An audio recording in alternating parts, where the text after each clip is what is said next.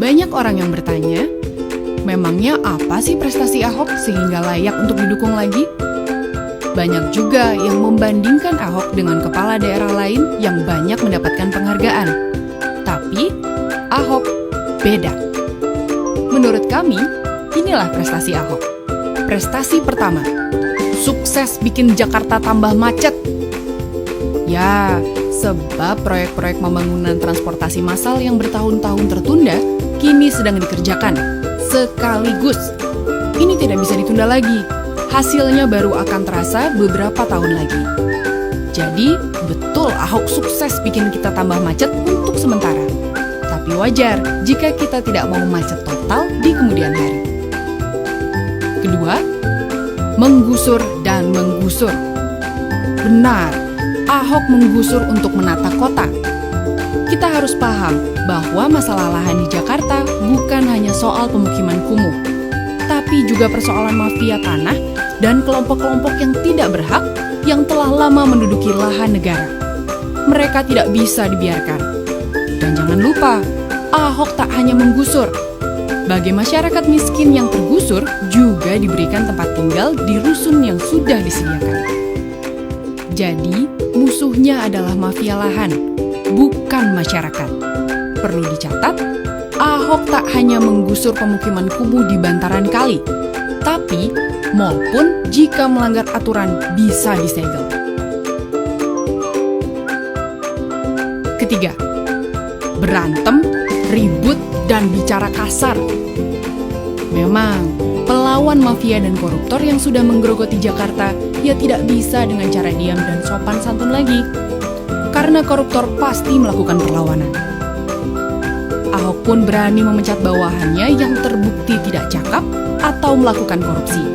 Bahkan Ahok tak segan melaporkan bawahannya ke penegak hukum loh.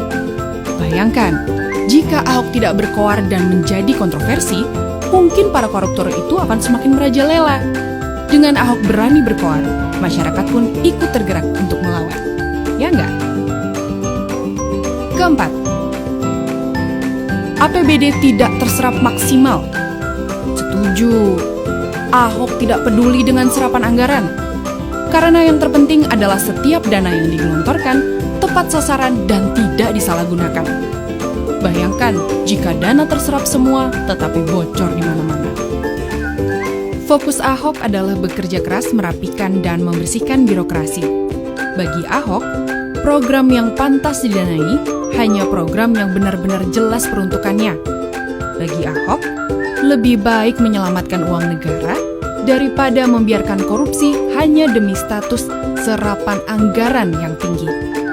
Jumlah anggaran ini tidak main-main, mencapai 70 triliun rupiah loh. Apa gunanya penyerapan APBD tinggi tapi rawan dikorupsi? Kelima, gagal dapat WTP dari BPK. Di tengah usaha Ahok membongkar korupsi di lingkungannya, justru aneh apabila laporan keuangan Pemprov DKI dinilai wajar tanpa pengecualian alias WTP oleh BPK. Lagi pula, apakah status WTP menjamin kepala daerahnya bersih? Faktanya, banyak daerah yang mendapatkan status WTP, tapi kepala daerahnya justru jadi tersangka korupsi. Membersihkan korupsi di lembaga yang selama ini sudah terbiasa dengan cara lama, tidak bisa dilakukan dalam sekejap. Usaha dan mental baja seorang Ahoklah yang kita butuhkan saat ini. Ahok sedang memperbaiki hal yang paling mendasar. Ia mendobrak kebiasaan-kebiasaan lama yang harusnya sudah ditinggalkan.